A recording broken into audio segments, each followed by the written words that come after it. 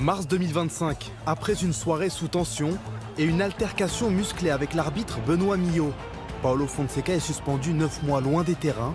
Un véritable coup de tonnerre pour l'entraîneur portugais. Je continue de penser que c'est une punition injuste. Ça n'est jamais arrivé à d'autres entraîneurs. Et comment vous le vivez au quotidien?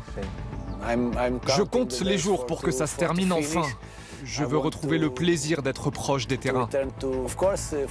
Bien sûr que depuis la tribune, j'ai une vision différente, mais ce n'est pas pareil. Car je ne peux pas être avec mes joueurs dans le vestiaire. Ouais, c'est différent. Cet été, Lyon tourne une page de son histoire. Alexandre Lacazette et Ryan Cherki partis. L'effectif est profondément renouvelé avec les arrivées de 8 recrues. On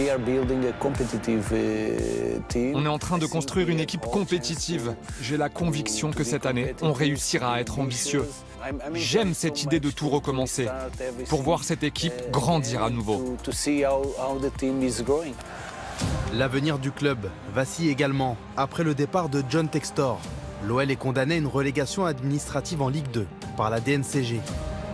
Michel Kang, nouvelle patronne de l'OL, promet d'injecter 124 millions d'euros pour sauver le club. Je dois avouer qu'après la décision de la DNCG, c'était compliqué de savoir ce qui allait se passer. Mais j'ai tenté de rassurer les joueurs, je suis resté calme. J'étais en contact permanent avec ma direction et les nouvelles étaient positives. Et j'ai toujours cru au fait qu'on resterait en Ligue 1. Malgré le départ programmé de Georges Mikotadze et l'incertitude concernant l'avenir de Malik Fofana, Fonseca reste optimiste. On ne sait pas ce qu'il se passera d'ici la fin du mercato, mais dans tous les cas, on sera prêt à les remplacer.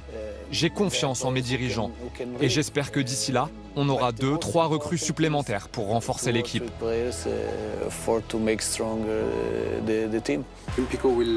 Et vous allez disputer l'Olympico, votre premier gros choc de la saison contre Marseille. Comment vous l'abordez? Marseille est une très grande équipe.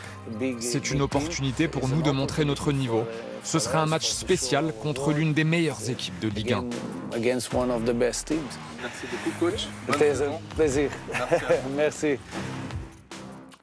Et en attendant le choc de ce soir, un joueur de marque absent de chaque côté. Georges Mikotadze, côté lyonnais, il est en partance pour Villarreal. Adrien Rabiot, après les dernières semaines compliquées, partira pas. Rabiot, vous en pensez quoi de la gestion de son cas?